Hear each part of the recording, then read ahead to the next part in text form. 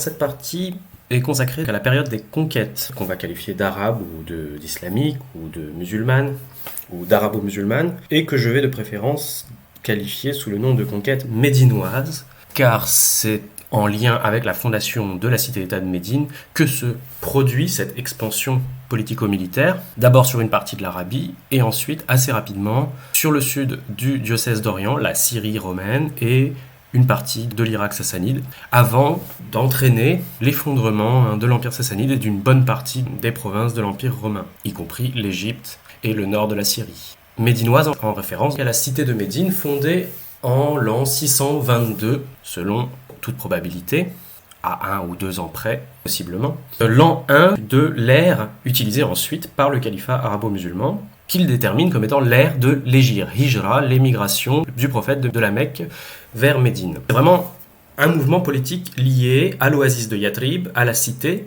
de Médine, qui est un pléonasme, la cité c'est Médine, Médina c'est la cité. Et c'est aussi de cette manière-là que les Syriaques les désignent en tant que les gens des Hagaroyés, les Mhagroyés, les Agarisés.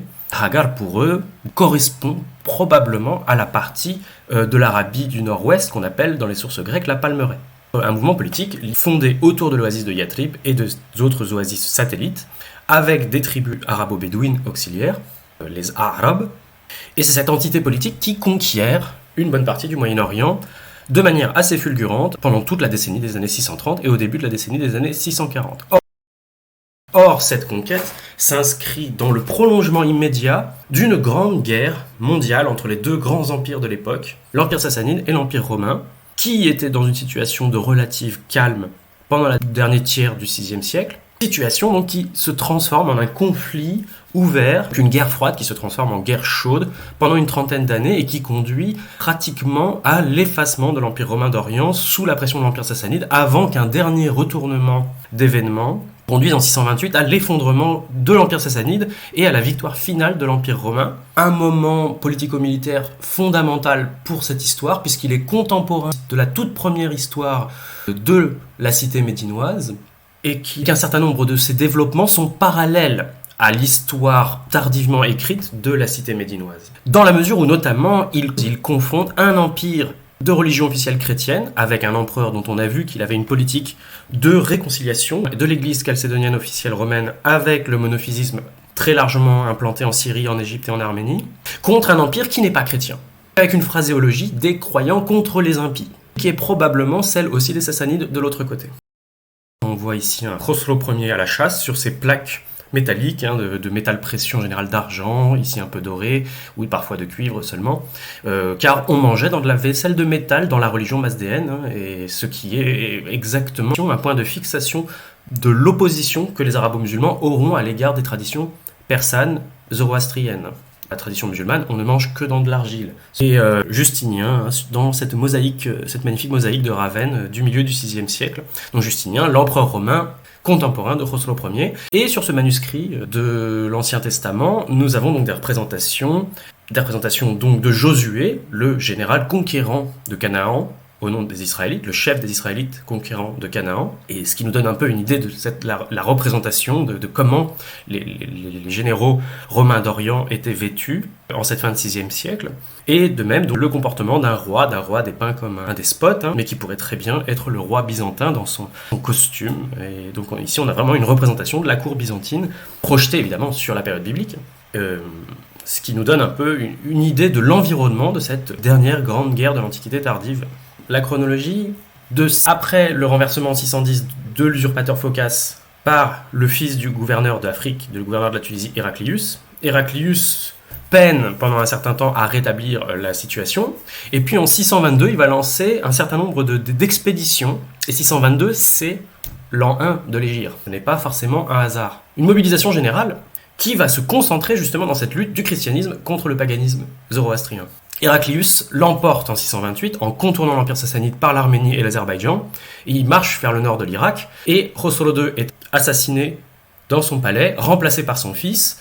Au même moment, vous avez une peste fulgurante qui arrive au bénéfice évidemment des mouvements de troupes, l'Empire sassanide s'effondre complètement et devient une espèce de protectorat de l'Empire romain, alors que 10 ans plus tôt, c'était la situation complètement inverse. Et Héraclius, d'une certaine manière, était arrivé au pouvoir grâce à la pression sassanide. De 628 jusqu'au début des années 630, c'est vraiment la guerre civile à la cour de Perse, à la cour perse sassanide, à Ctésiphon, à côté de Bagdad.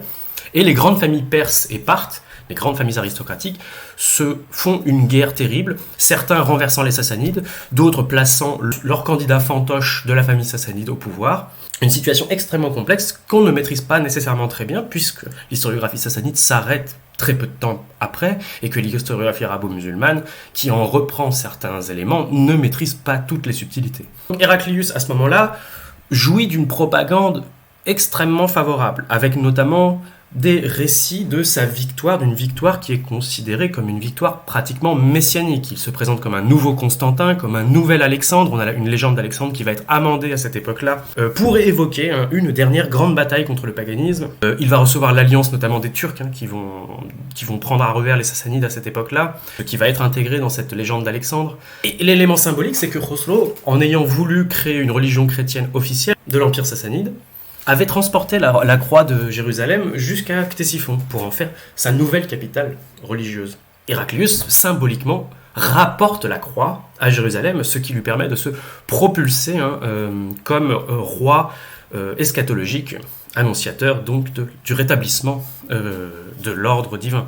Et pris dans cet enthousiasme restaurateur, réformateur, Héraclius déclare le baptême forcé de tous les juifs de l'Empire en l'an 630. Il considère, ce qui n'était pas du tout le consensus des savants chrétiens, que l'on peut christianiser de force des non-chrétiens et que la foi viendra ensuite. Et ce projet s'étend très largement au-delà des frontières de l'Empire romain. Et les chroniques franques du 8e siècle témoignent que ce décret aurait été également appliqué dans la Gaule franque de Dagobert à la même époque. C'est dans ce contexte également qu'il va lancer son projet de monoénergisme puis de monothélisme pour réconcilier les diophysites et les miaphysites, c'est-à-dire les gens qui pensent qu'il y a deux natures et les gens qui pensent qu'il y a une nature, les chalcédoniens d'un côté, les monophysites de l'autre. C'est dans ce contexte-là qu'émerge la cité médinoise, qu'émerge le discours coranique et que vont arriver les conquêtes arabo-musulmanes.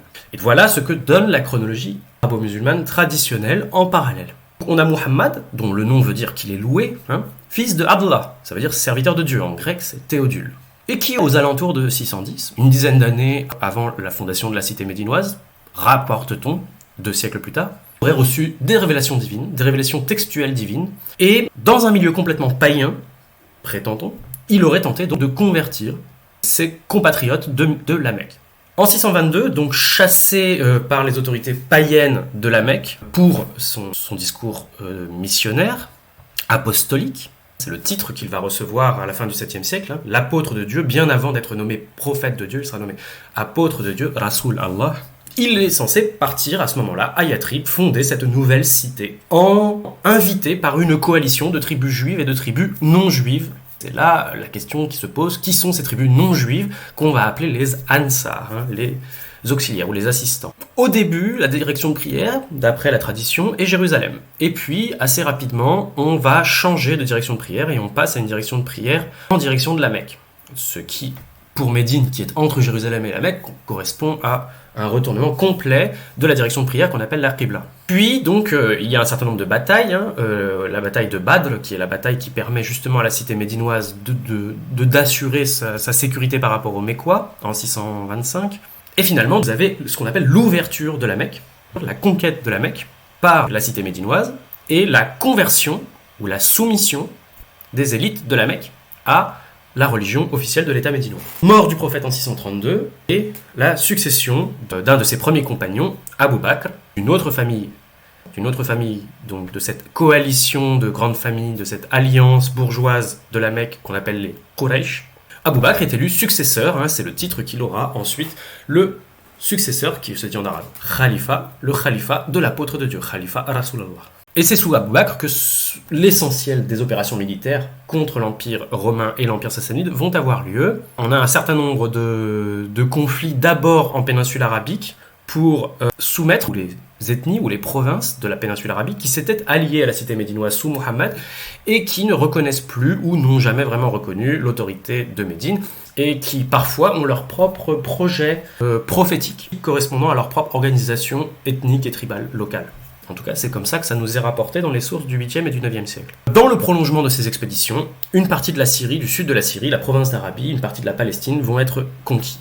Et c'est exactement la même chose du côté de l'Euphrate, donc dans l'Irak sassanide, ces territoires, d'abord les territoires arabophones, puis une partie du centre de l'Empire sassanide, sont soumis pendant les années 630, avant que les troupes qui sont en Palestine conquièrent l'Égypte et les troupes qui sont en Irak conquièrent l'Iran au début des années 640. C'est ce qu'on appelle l'ouverture des pays, la conquête des pays. Alors qu'est-ce qu'on a comme témoignage d'époque pour cet événement ? Eh bien on a extrêmement peu de choses. Les sources textuelles gréco-byzantines, syriaques, ne prennent pas en compte la conquête avant des textes de la fin du 8e siècle, donc des textes qui sont contemporains des sources arabo-musulmanes. On n'a pratiquement aucun récit sur la conquête, à part des récits rares au 7e, au milieu du 8e siècle, mais c'est vraiment très rare. Et donc tous les textes de la tradition tardo-antique s'arrêtent juste avant les conquêtes arabes. Et les premiers donc témoignages datent au mieux du règne de Muawiyah dans les années 660-670 et sont en fait extrêmement partiels et peu précis. Et puis on a des petites notes contemporaines qui ont été écrites en marge de chroniques, en marge de manuscrits, qui donnent des petits faits, mais des faits divers en fait, qui permettent pas d'avoir une vision globale de ce qui se passe. Et donc on a l'impression qu'on a affaire à des invasions barbares, mais localisées. Et puis on a une allusion à un prophète des Saracènes dans un récit qui a été beaucoup monté en épingle, un récit qui est en marge d'un énorme discours apologétique sur la conversion forcée des Juifs et sur le fait que ces Juifs devraient adopter le christianisme réellement, mais un texte qui est donc complètement isolé dans son environnement. Un texte qui s'appelle la Doctrina Jacobi Nuper Baptisati, donc l'enseignement de Jacques le récemment baptisé, et organise une conférence auprès de Juifs dont une partie sont originaires de Palestine, mais à Carthage. On est dans un texte rédigé en grec et dans un contexte donc d'apologétique chrétienne pour justifier le bien fondé de leur baptême forcé et pour les inciter à rester chrétiens ou à se réaliser comme chrétiens. Et au sein de ce texte très long de plusieurs centaines de pages, il y a une toute petite note d'une dizaine de lignes qui fait état du rapport envoyé par un témoin palestinien dans le contexte des conquêtes arabes, du fait que ces Arabes seraient liés et motivés par un prophète qui serait à leur tête et qui prétendrait détenir les clés du paradis. Voilà ce qu'on en sait. Ce texte est complètement isolé de tous les autres morceaux de texte qu'on peut avoir, de tous les témoignages, de tous les documents de la pratique, tous les papyrus, les manuscrits de l'époque. Il est complètement isolé de sources textuelles du 7e siècle en général. Et il a donné lieu à une importante littérature parce qu'il donnait à voir cette idée d'une prophétie éventuellement même eschatologique, apocalyptique, c'est-à-dire annonçant la fin des temps, avec une dimension possiblement œcuménique, qui est une thèse qui est aujourd'hui en train de devenir assez mainstream, si l'on peut dire, même si elle ne repose en réalité que sur ce texte, car aucun autre texte du 7e siècle ne confirme ni la stature prophétique de Mohammed, généralement considéré dans les sources non musulmanes, comme un chef, simplement un chef politique, ni même d'ailleurs le titre de prophète avant le 8e siècle, dans les sources arabes comme la numismatique, l'étude des pièces, on voit marqué Rasoul, Allah, l'apôtre de Dieu, mais pas le prophète de Dieu. Donc c'est une question qui est complètement ouverte, mais il faut retenir que ce texte, ce petit passage, est complètement isolé, et qu'il pourrait très bien être une glose tardive du 8e ou du 9e siècle d'un texte qui circulait en milieu chrétien de langue grecque, avant d'être traduit plus tard au 9e siècle en arabe, en slavon, et dans un certain nombre de langues, ce qui a fait sa grande réputation, et aussi en éthiopien, en gaze. Alors dans les documents justement de la pratique, et dans les vestiges, on a ce très très beau parchemin palimpseste du Coran qui a été découvert dans une salle abandonnée de la mosquée de Sanaa, qui pendant ses réflexions, on a ouvert cette salle, on a découvert un certain nombre de vieux manuscrits, dont ce parchemin qui est un palimpseste, c'est-à-dire qu'il y a deux couches, le parchemin étant un support très cher.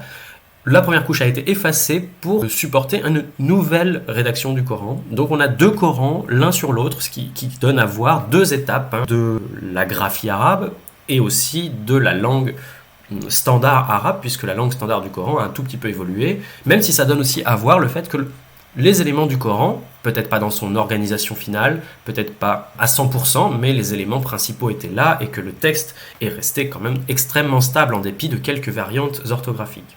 Donc on a ces deux Corans l'un sur l'autre, un de la deuxième moitié du 7e siècle selon le Carbone 14 et la paléographie, et un probablement donc du début du 8e siècle selon à nouveau la paléographie. Et puis on a un autre document, des documents de la pratique qu'on trouve assez abondamment pour l'Égypte du 7e siècle et qui comble des manques importants mais qui ne permet pas de répondre à toutes les questions, loin de là. Ce document, parmi beaucoup, ce document porte une datation qui correspond à la datation égérienne, mais qu'il ne désigne pas comme l'ère de l'Égir, ou comme les sources non arabes appellent l'ère des Arabes.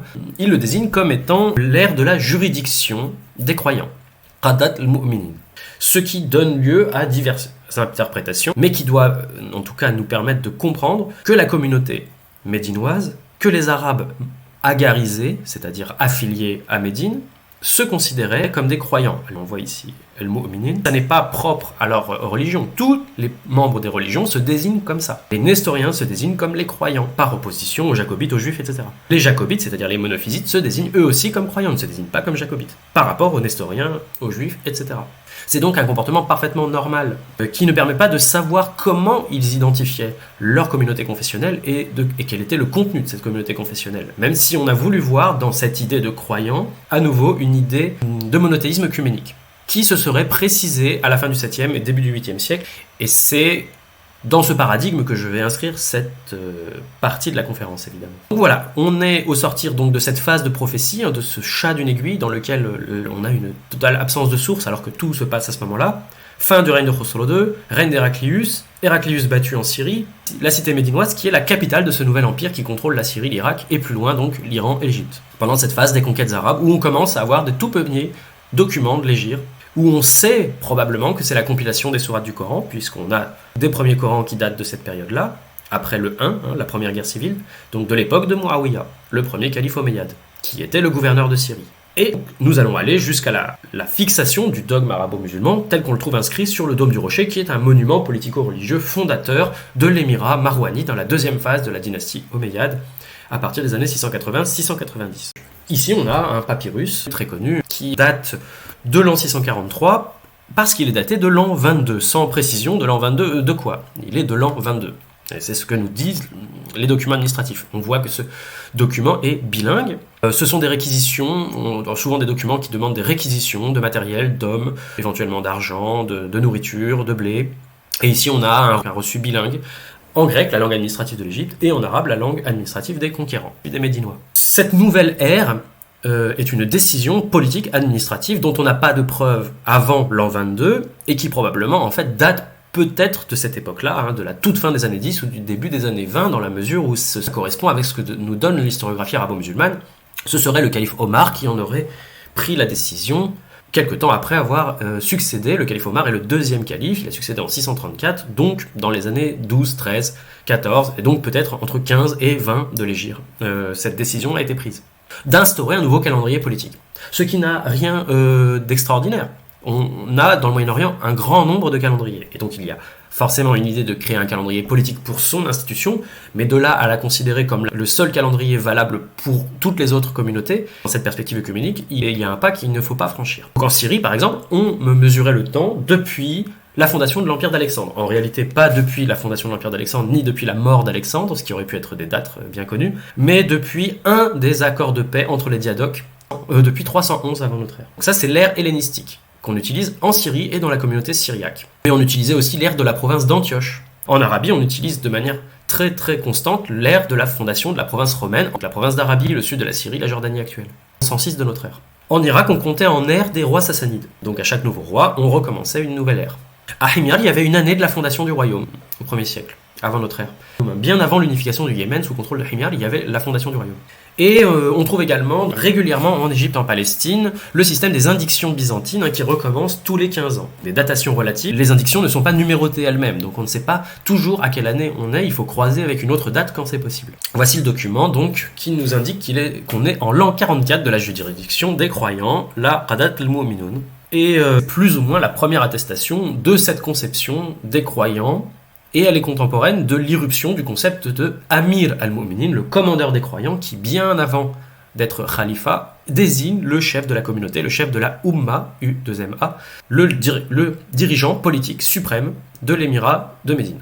Et en réalité, il est attesté essentiellement à partir du moment où cet émirat a comme capitale Damas. Qu'est-ce que c'est que cette conception? De quelle manière ces arabo-musulmans, si pour les appeler comme ça, se conçoivent? Il se trouve que les sources syriaques, et en fait plus au 8e siècle qu'au 7e siècle, les désignent régulièrement comme Hanfa. Le P et le F étant la même lettre, vous voyez le phi grec. Hanfa en araméen, ça veut dire le païen, l'équivalent du paganus latin. Il ne faut pas tellement chercher d'explications plus complexes.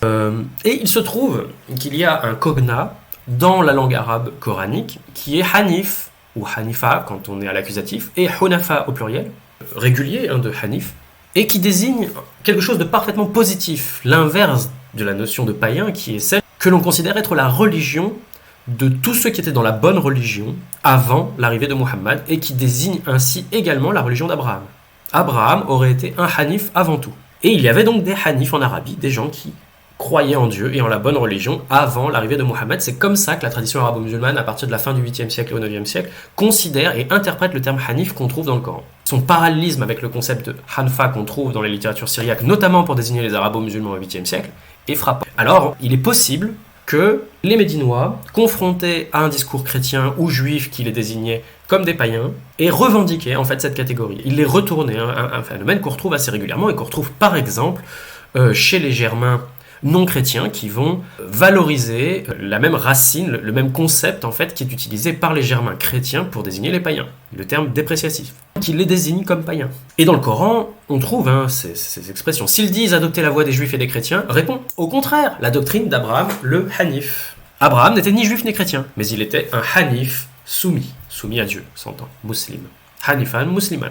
Et donc, à chaque fois, on a cette précision, en tout cas dans 10 versets sur 12, on a cette correction, cette précision, comme vous commencez à voir que c'est fréquent dans le Coran. Et on ajoute, en parlant, il était Hanif, mais il n'était pas mushrik, il n'était pas un associateur, il n'associait pas à Dieu. Donc la tradition musulmane en construit ce schéma du monothéisme primitif.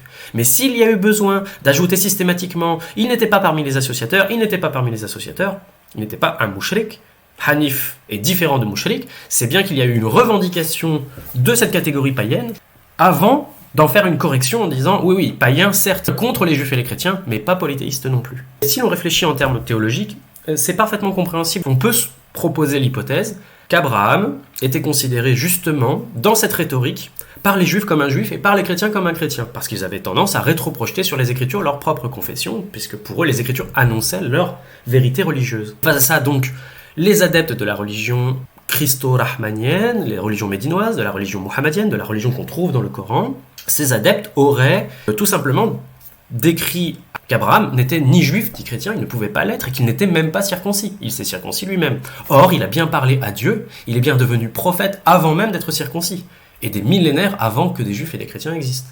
Et cet argument, d'un point de vue historique, il fait mouche pour nous, il est parfaitement rationnel. Ça nous donne d'ailleurs une idée de ce fond rationaliste qu'on trouve de manière assez structurelle dans le Coran. C'est ce qui peut permettre d'expliquer cette revendication. Abraham n'était ni juif ni chrétien, il était un païen, mais il était soumis à Dieu. Et ensuite, le besoin, au cours du 7e siècle, de corriger cette affirmation de paganisme primitif. Je finis sur ce témoignage ancien de cette standardisation du texte coranique.